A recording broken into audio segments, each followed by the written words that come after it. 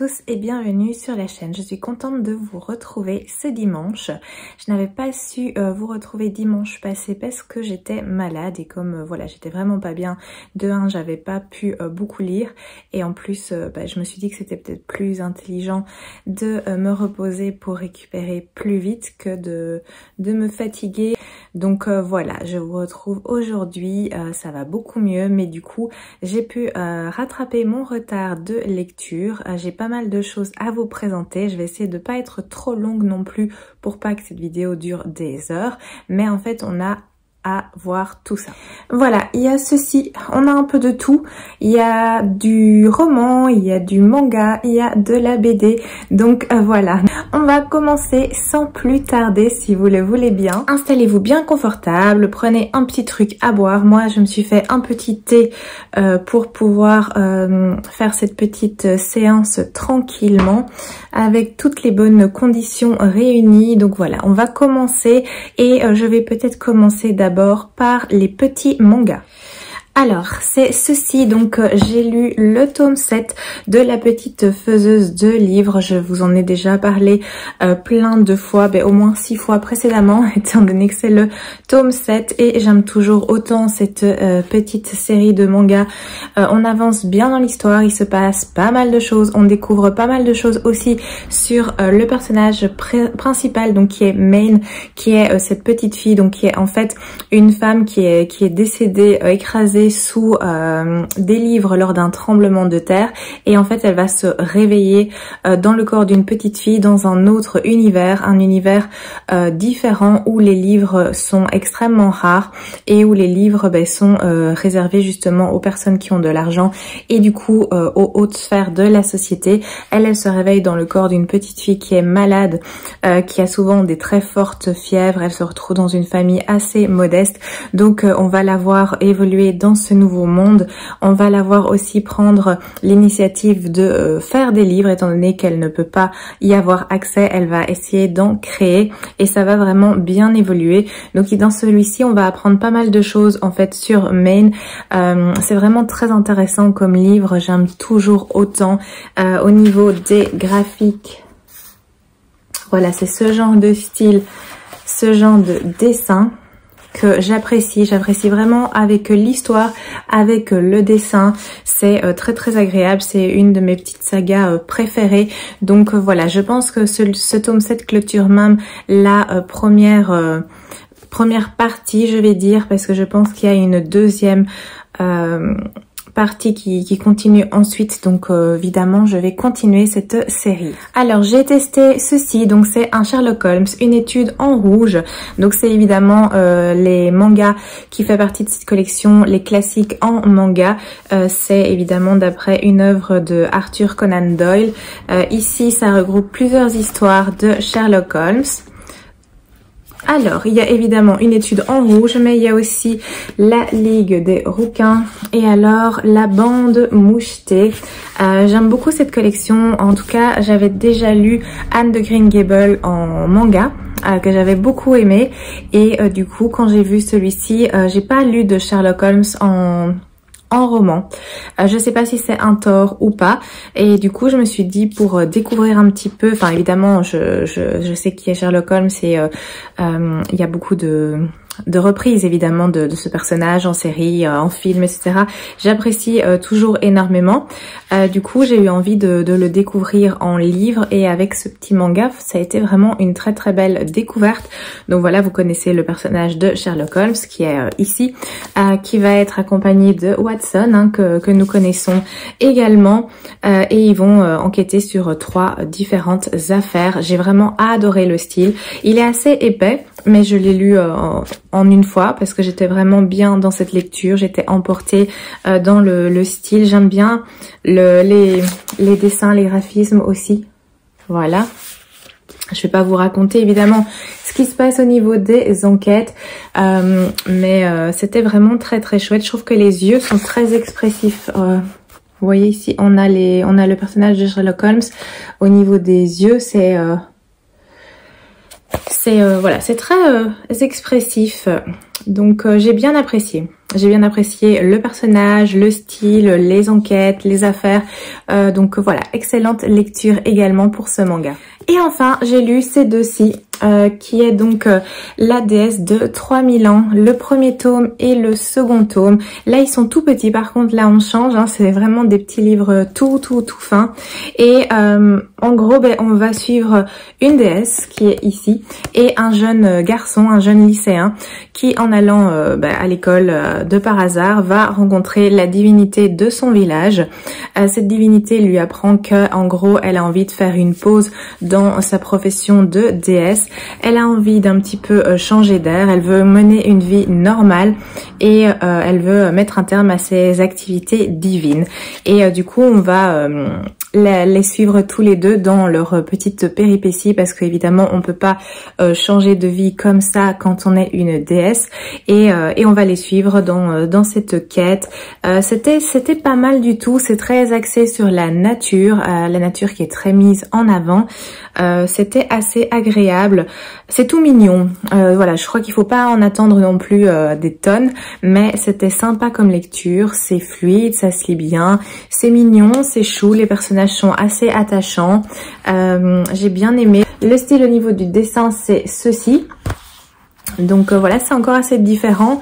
Beaucoup de détails au niveau de la nature, vous voyez, on peut vraiment voir que c'est très travaillé. Ouais, ici, on a la différence évidemment avec tout ce qui est ville industrielle, etc. Donc voilà, c'était assez sympathique. Je sais pas si je vais continuer, si j'ai l'occasion d'en trouver d'autres, sans doute que je vais continuer. Après, je sais pas combien il y en a exactement. Si c'est une série où il y a une centaine de tomes, sans doute que j'irai pas jusqu'au bout parce que j'ai bien apprécié. Mais voilà, c'est pas non plus ma saga manga préférée. Ça, je pense pas que ça va le devenir. J'ai passé un agréable moment, donc si par hasard je peux me fournir les suivants, eh bien je le ferai, mais clairement il y a d'autres séries qui passeront en priorité. Alors le dernier petit manga, c'est celui-ci. Donc c'est un livre relié. Hop, voilà, je vous le montre, il est vraiment tout beau. Je savais pas du tout de quoi ça parlait, je l'ai vu passer nulle part. Et en fait, c'est un cadeau que j'ai reçu, un cadeau parmi d'autres livres aussi que j'avais reçu et j'ai eu envie de le découvrir. Il est en couleur à l'intérieur, donc voilà. Je vous montre un petit peu à quoi ça ressemble au niveau de l'intérieur. Il y a des planches qui sont beaucoup plus, voilà, beaucoup plus colorées, comme ceci. Et comme ceci par exemple. Voilà, donc au niveau du dessin, c'est assez particulier, hein, vous pouvez voir. C'est un style assez... c'est travaillé, mais en même temps, c'est assez simple. Je ne sais pas si vous comprenez ce que je veux dire. Mais voilà, il y a quand même pas mal de détails et tout. De travail sur la couleur, etc. Voilà, mais c'est assez particulier et j'ai beaucoup aimé. Donc, on est ici sur plusieurs petites histoires qui nous sont racontées. Alors, je vais essayer de vous trouver les titres de ces petites histoires. Voilà, donc on a les fantômes de l'heure lunaire, on a le remède du dragon, comète la transparente, le polvoron du bonheur et la magie des gemmes. Voilà, donc vous avez ici le sommaire qui est d'ailleurs très beau. Donc on va passer par plusieurs petites histoires en rapport avec la magie, en rapport avec les étoiles, en rapport avec des trésors et des joyaux. Et c'est vraiment très chouette. J'ai beaucoup apprécié. C'est mignon, mais en même temps c'est des thématiques qui sont assez graves. Qui sont assez compliquées, on va dire. Grave, c'est peut-être pas le bon terme, mais voilà, on va se retrouver dans une atmosphère magique avec des magiciens, avec des dragons, avec des personnages vraiment qui sont très bons, qui sont pourvus d'une grande bonté également. J'ai beaucoup apprécié. Je peux pas vous expliquer davantage au niveau de l'histoire. J'ai beaucoup apprécié les planches aussi. Regardez, celle-ci, elle est magnifique, je trouve. c'est super beau. Donc voilà, par exemple ici on a des dragons, il y a des très jolis messages aussi dans cette histoire et elle nous est racontée, je sais pas si je vous l'ai dit, par un magicien.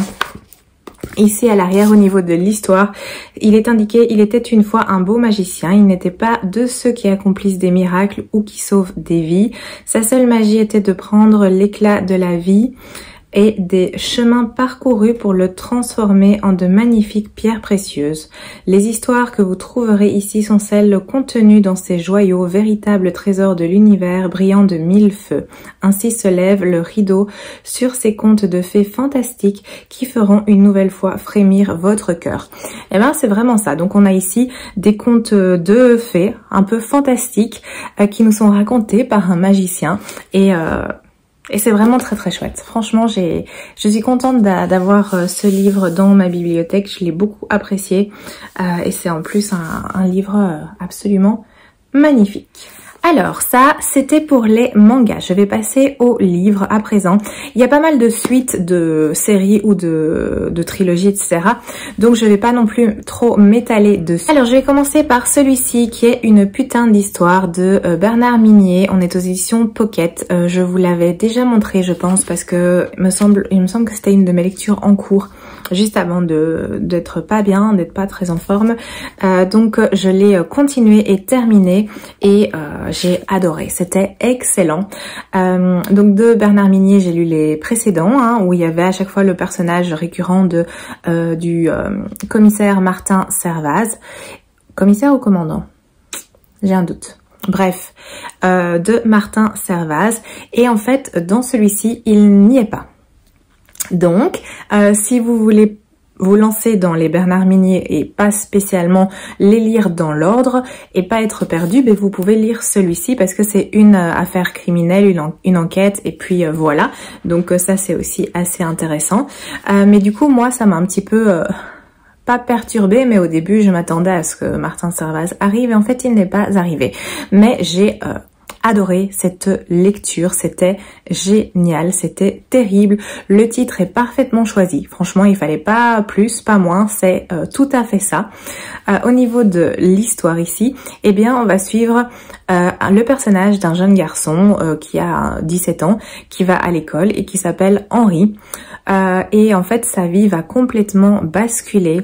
Ça se passe tout de suite, parce que le corps de sa copine va être retrouvée en fait sur une plage. Donc Henri il est complètement chamboulé. En plus il s'était un petit peu pris la tête le jour d'avant parce que elle voulait un peu faire un break. Donc il est vraiment pas bien par rapport à tout ça.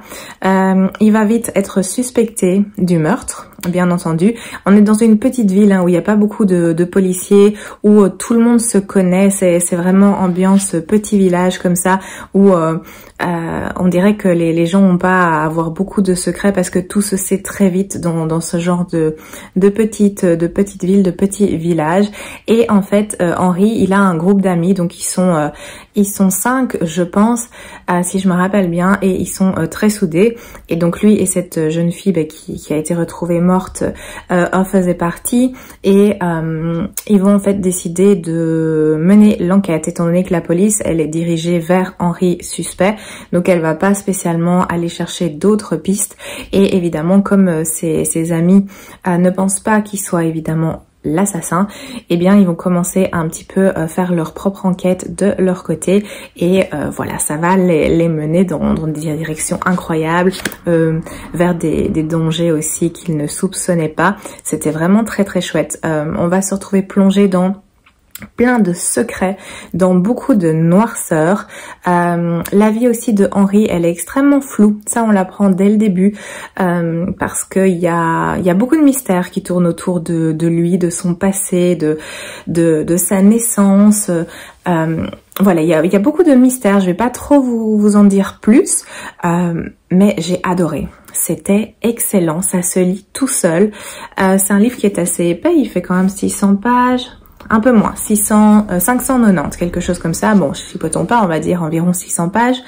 Et ça se lit à une vitesse incroyable. On est sur des petits chapitres courts, c'est très rythmé, c'est très haletant, on n'a pas envie de le poser. Bon, après il faut parce que c'est quand même une brique, mais à chaque fois, j'ai eu envie d'y revenir, et quand j'ai pas pu parce que j'étais pas bien, eh bien j'étais même frustrée parce que voilà, j'avais envie de continuer cette histoire et je n'y arrivais pas.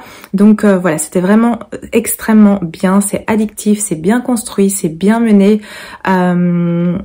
Je vous le conseille vraiment. Si vous avez envie de lire du Bernard Minier, ben je vous conseille de toute façon de commencer la série avec Martin Servaz. Mais si vous avez envie de lire une affaire et puis c'est tout, eh bien vous pouvez aller vers celui-ci sans aucun souci. C'était vraiment incroyable. Ouais, c'était excellent. Des retournements, des rebondissements, j'ai rien vu venir.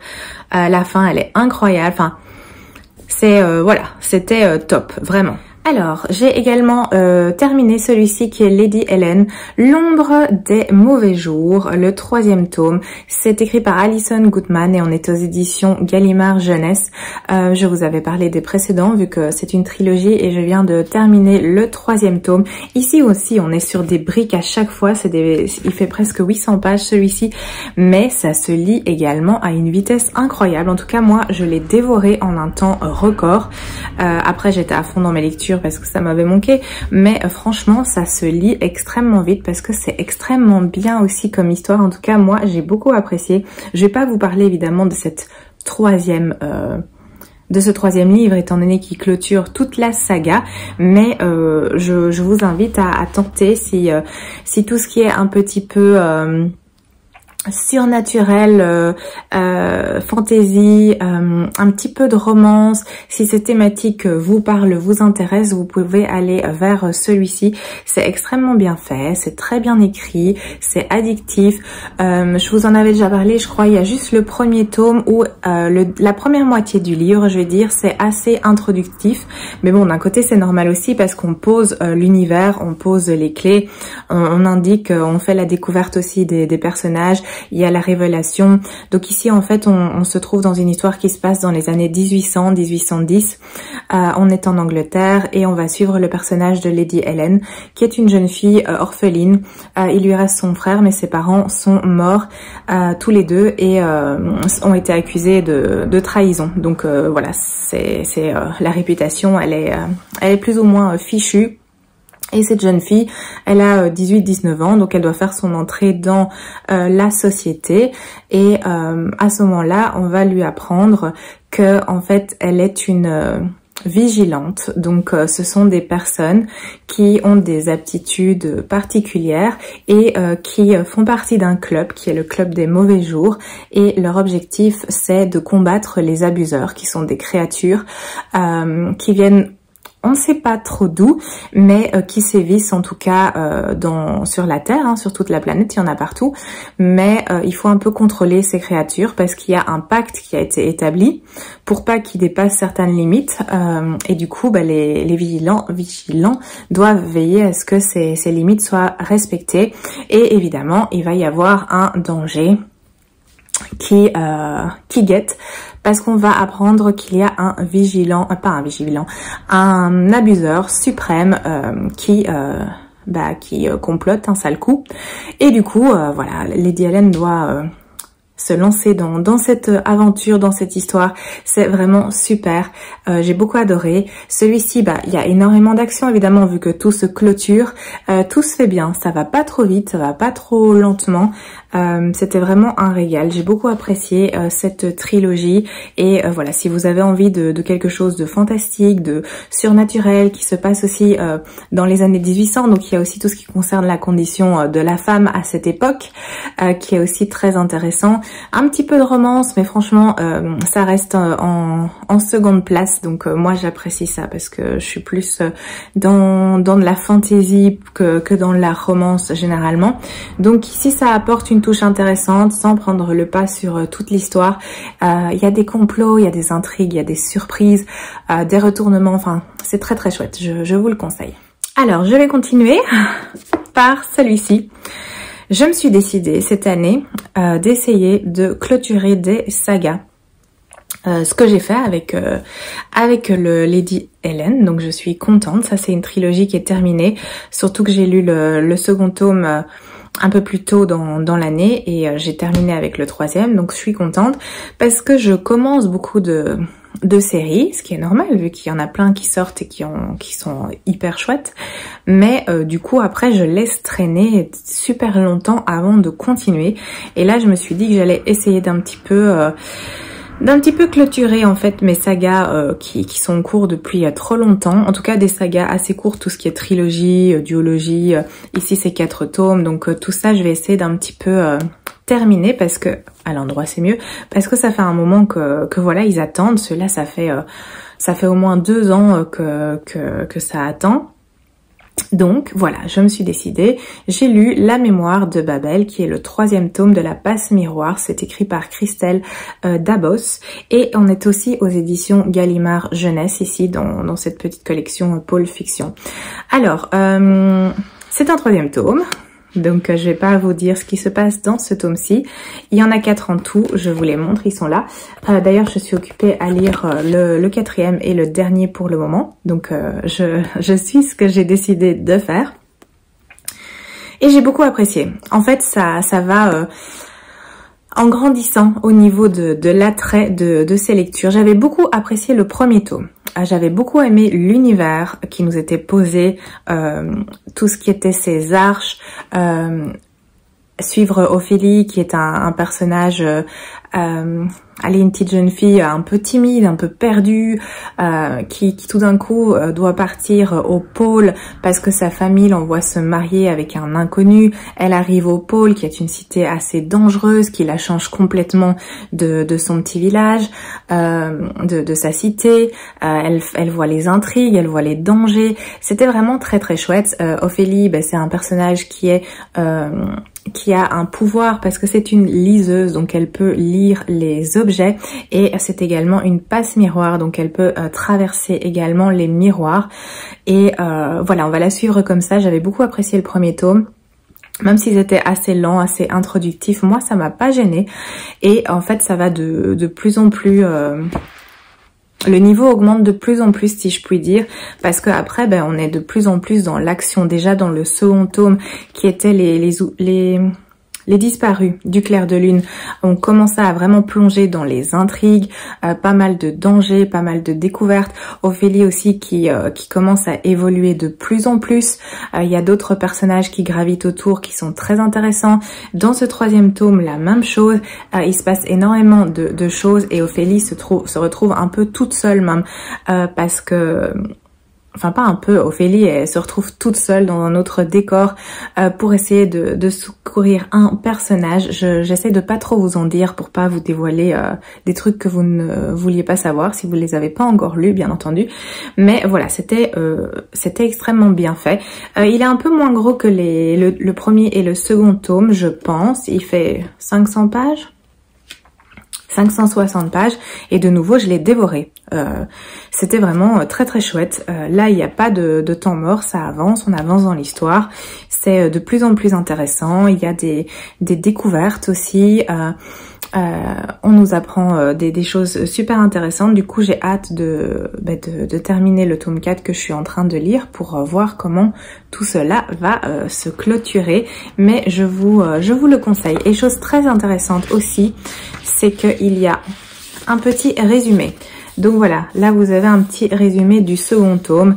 Il y a ça dans chaque livre, donc ça c'est super chouette, parce que ça faisait, comme je vous l'ai dit, un moment que j'avais lu le 1er tome et le second tome, et du coup j'étais un peu embêtée en me disant est-ce que je vais bien me rappeler de tout ce qui se passe. Eh bien pas de souci, il y a un petit résumé qui nous replace en fait dans l'histoire. Donc ça c'est vraiment top, et je poursuis cette série. Alors je poursuis avec celui-ci qui est Enchantement, le 1er volume. C'est écrit par Anthony Blanchette, on est aux éditions Inceptio.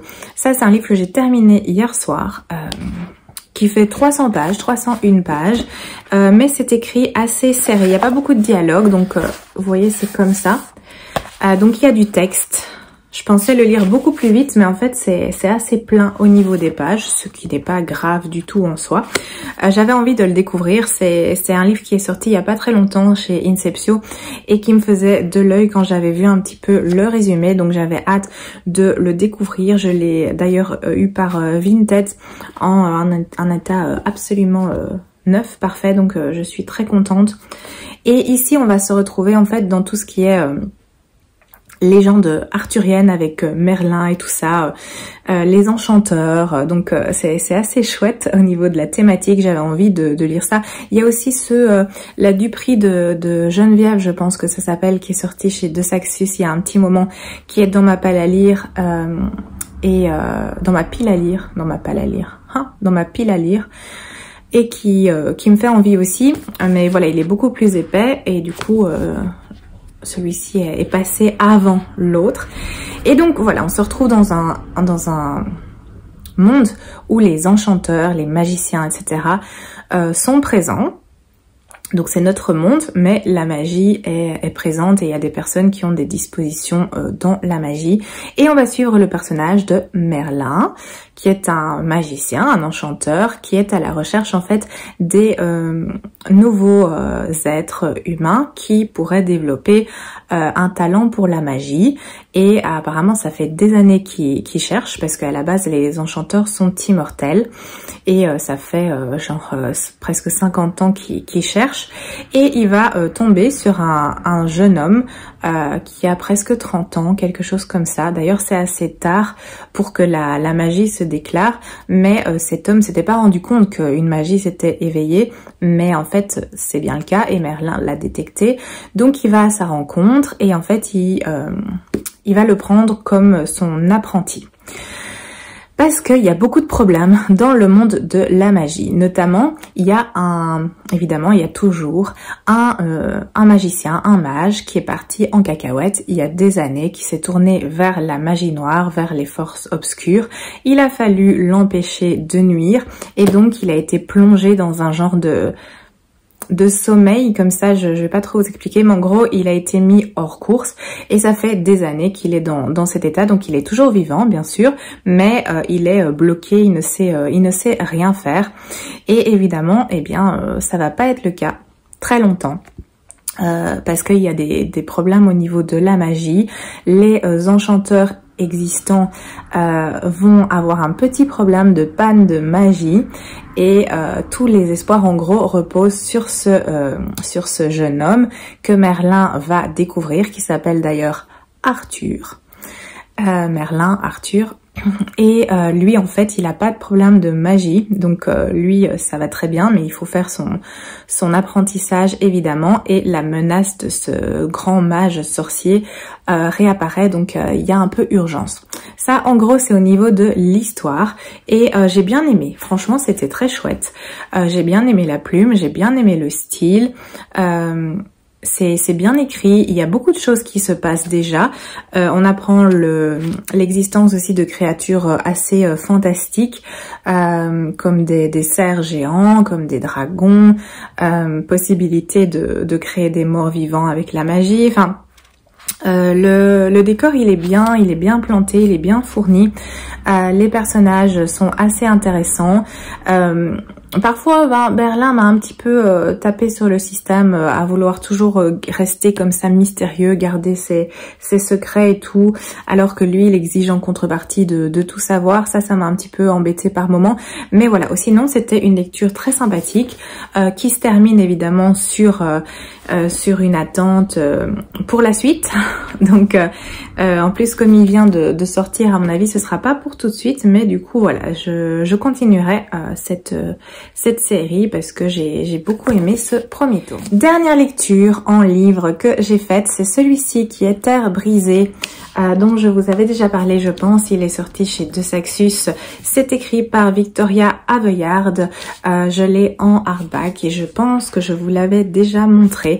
Je l'ai fini il y a un petit moment, mais voilà, je peux vous en parler que maintenant et j'ai beaucoup aimé. j'ai beaucoup aimé. C'est tout ce que j'aime. C'est une histoire épique, avec des combats, avec de la magie, avec des intrigues, avec des trahisons. C'était vraiment très chouette. Il y a plein de personnages. Je vous l'avais dit, hein, mais il y a voilà un écuyer, on a un immortel, on a un assassin, on a une sorcière, on a un faussaire, on a une chasseuse de primes. Donc il y a plein de personnages comme ça super intéressants qui vont défiler, qui vont se retrouver en fait pour former un genre de communauté. Donc ça c'est ce qui se passe dans ce premier tome. Donc au niveau de l'histoire, pour pas trop vous en dire, en fait il y a une menace qui arrive sur Terravast. C'est le monde, la cité. Voilà, je vais vous montrer la carte. Voilà. Ça c'est Terravast. Et il y a une ombre qui arrive. Cette ombre est extrêmement dangereuse parce qu'en fait c'est un homme avec un sorcier qui l'accompagne, qui a en gros décidé de se venger pour tout ce qui lui est arrivé dans la vie.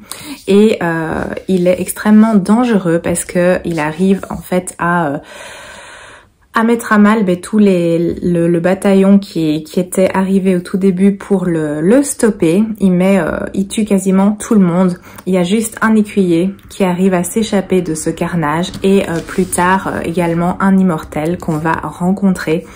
Et il y a une quête évidemment qui va se faire pour essayer de stopper ce personnage qui possède une arme qui a un pouvoir magique. Il en existe 2 en tout. Et cette arme, elle est aussi reliée par le sang à une certaine lignée.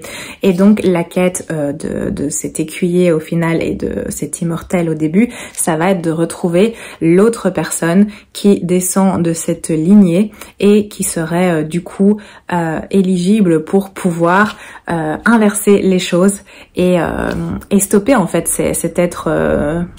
pas malfaisant parce que c'est un être humain, mais cet être qui est parti dans la noirceur et dans tout ce qui est sombre et destruction du monde en gros. Donc ils vont se remettre à la recherche de ce personnage qui est en fait une jeune fille qui a eu une vie assez étonnante jusqu'ici. Je vais pas trop vous en dévoiler, mais franchement c'était très chouette. J'ai beaucoup aimé. Voilà, on est dans une quête, on est dans des aventures. Il y a pas mal de personnages, hein, je vous les ai cités, mais ce sont des personnages qui sont très intéressants, qui sont assez attachants. Moi j'ai beaucoup apprécié. Ça fait un petit peu communauté de l'anneau. Vous voyez, il y a une menace qui rôde et du coup il faut former une communauté de plusieurs personnes qui ont chacun leur talent, leur spécificité et qui va apporter un plus ensuite pour cette quête. Donc voilà, moi j'ai bien me retrouver dans cette ambiance. C'est pas... c'est un premier tome, mais il y a de l'action, il y a tout, c'est pas lent, c'est bien fait, c'est bien écrit, enfin... J'ai adoré, voilà, je sais pas comment vous le dire autrement, mais moi j'ai beaucoup aimé. J'ai hâte que la suite arrive pour pouvoir continuer et voir ce qui va se passer ensuite. Mais je suis très contente parce que j'avais quand même beaucoup d'attentes sur ce livre. Déjà quand je l'avais vu, j'avais vu qu'il allait bientôt sortir et puis quand je l'ai acheté directement à sa sortie et voilà, je suis très contente en tout cas de tout ça. Il y a plein de choses dedans. Si vous avez l'occasion, lisez-le. Si vous aimez ce style, lisez-le parce que je pense que ça pourrait tout à fait vous convenir. Petite pause thé quand même.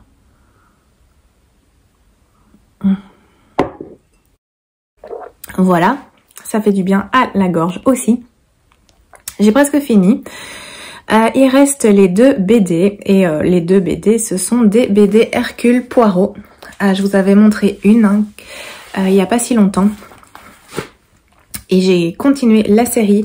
J'ai pu lire celui-ci, donc Hercule Poirot, Mort sur le Nil. On est aux éditions Paquet. Ils sont assez grands, donc je me recule un petit peu. Et alors j'ai continué aussi avec Hercule Poirot, Rendez-vous avec la mort, toujours des éditions Paquet. Ici celui-ci c'est Didier Kella, Guyot et Marek. Et Mort sur le Nil c'est fait par Isabelle Bottier et Calixte. Donc ça, c'est des livres qui m'ont été gentiment offerts. J'en ai encore un que j'ai pas encore lu, qui est Le Crime de l'Orient Express. Donc je suis très contente. On a ici la petite série, il y en a plusieurs qui sont parus. Hein. S'il y en a quelques-uns, ah voilà, et là il y en a un petit peu plus. Donc voilà, il y en a déjà quelques-uns qui sont parus et j'aime beaucoup cette collection d'Hercule Poirot, de BD. Donc Mort sur le Nil, je l'avais lu en roman, je l'avais découvert en roman. J'ai vu aussi le film, le nouveau film qu'ils ont fait l'année passée, un truc comme ça, que j'avais bien apprécié. Et du coup, j'avais envie de poursuivre sur ma lancée et de découvrir en BD. Et c'était vraiment très très chouette. Donc je vous montre quelques planches, que vous puissiez voir le style de dessin. Attendez, je vais pas vous montrer des trucs intéressants, voilà, qui pourraient vous dévoiler des choses au niveau de l'histoire si vous l'avez pas encore lu. Mais voilà, ça c'est au niveau des planches, du style de dessin. Et voilà, je connaissais l'histoire, hein, mais j'ai aimé le découvrir de toute façon. J'ai vraiment apprécié. En fait, ici, au niveau de l'histoire, on va suivre Hercule Poirot qui est en voyage en Égypte, hein, qui fait une croisière sur le Nil, et il y a d'autres personnages qui font la même croisière, notamment un couple qui s'appelle les Ridgway. Donc c'est un homme et une femme. La femme, elle est à la tête d'une fortune incroyable, c'est une femme d'affaires et elle vient d'épouser son mari qui a pas la même condition qu'elle, donc déjà ça jase assez bien. Et en fait ça jase encore plus parce que ce garçon, en fait, il était fiancé à la meilleure amie de la dame en question. Donc elle lui a un peu piqué son fiancé et depuis, la fiancée déchue, elle fait vivre un enfer en fait à ce couple parce qu'elle les suit partout. Donc elle leur pourrit la vie et elle les suit jusque là, jusque dans cette croisière qui est en fait à la base leur voyage de noces. Et évidemment, les choses ne vont pas bien se dérouler et Hercule Poirot va entrer en scène. Donc c'était vraiment très chouette. En plus, ambiance en plein milieu de l'Égypte, moi il m'en faut pas plus, hein. J'aime beaucoup, j'ai apprécié aussi les dessins par rapport au paysage égyptien. Ah ben voilà, je vous ai retrouvé une planche, voilà. Donc c'était très très agréable, très très chouette à lire. L'autre, oups, j'ai donné un coup, désolée, je vous replace, voilà. Donc c'est Rendez-vous avec la mort qui se passe du côté de Jérusalem. Qui était très chouette aussi. Donc celui-là, je le connaissais pas, je l'ai pas encore lu en roman et je l'ai pas non plus dans ma palle parce que j'ai un petit tas d'Agatha Christie, j'en achète régulièrement quand je vais en librairie parce que voilà, c'est des petits livres assez fins, ça coûte pas cher non plus, je les achète en poche pour 7-8 €. On a un livre, donc je me fais ma petite collection petit à petit. Et celui-là, voilà, je ne l'ai pas encore en livre, donc je l'ai découvert en BD et c'était assez agréable. Au niveau des dessins, voilà, c'est ce style de planche. Donc là, voilà, on va retrouver Hercule Poirot qui est dans un hôtel à Jérusalem parce que voilà, il fait un voyage. Et là, il va entendre par tout à fait hasard quelqu'un qui va parler de meurtre, d'assassiner une personne. Donc, il va d'abord pas y prêter attention en se disant que voilà, ça peut être des mots comme ça, enfin, selon le contexte, machin bidule. Et il va continuer son voyage, hein, parce qu'il y a plusieurs possibilités de visites à faire, notamment de visiter Petra et Jérusalem et ce genre de choses. C'est un petit peu des petites étapes comme ça via un voyage. Et on va suivre aussi un groupe de personnages qui vont aussi effectuer ce petit voyage. Et dans ce groupe, il va y avoir notamment une femme, une mère, plutôt une belle-mère, avec deux enfants, mais qui sont adultes. Tout à fait adultes. Et cette femme, elle fait mener à ces deux personnages, ces deux frères et sœurs, un enfer. Donc apparemment, elle les maintient vraiment sous cloche depuis des années. C'est elle qui régente toute leur vie, elle les étouffe. Et ici, on va les suivre dans ce voyage où elle est aussi infectée avec eux. Ils peuvent parler avec personne, ils peuvent pas faire de connaissances, peuvent pas faire d'amitié. Enfin, c'est vraiment assez pénible de toute évidence. Et eh bien, vous vous doutez bien de ce qui va arriver, parce qu'à un moment donné, lors d'une visite d'un site, eh bien, à un moment donné, cette femme horrible, exécrable, va être retrouvée, découverte, morte, de façon assez attendue, on va dire, vu son caractère et vu comment elle était. Et voilà, Hercule Poirot va de nouveau faire son entrée et un petit peu mener l'enquête. Et c'était très chouette. Franchement, voilà, de nouveau, j'ai pas trouvé qui était le coupable. Il y a toujours plein de personnages qui tournent autour, hein, comme ça, qui faussent un petit peu les pistes et les indices. Tout le monde peut avoir une raison au final. Donc c'était très sympa. De nouveau, un excellent moment de lecture. Voilà, nous y sommes. On est arrivé à mes lectures faites. Ben là, ça fait 2 semaines du coup, même si j'avais pas su beaucoup lire, et comme j'ai pu lire aussi des mangas, eh bien ça augmente les livres à vous présenter. J'espère que ça ne vous dérange pas, les longs formats de vidéos. Je vais rapidement vous parler des lectures que je suis en train de faire. J'ai commencé un manga qui est celui-ci, donc Coffee Moon, qui est assez grand. Attendez, je vous montre. Voilà, ça c'est un des mangas dont je vous ai parlé au début. Et au niveau de la taille, voilà, vous voyez, il est plus grand. Détail. Le manga est tombé de la pile. C'est pas grave, il a rien.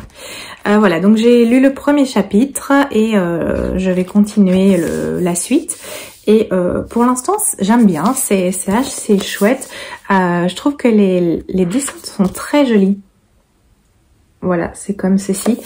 Je vais pas trop vous en parler vu que je viens de le commencer et que je crois que je vous ai déjà parlé d'assez de livres comme ça. Donc je vais en garder un petit peu pour la semaine prochaine.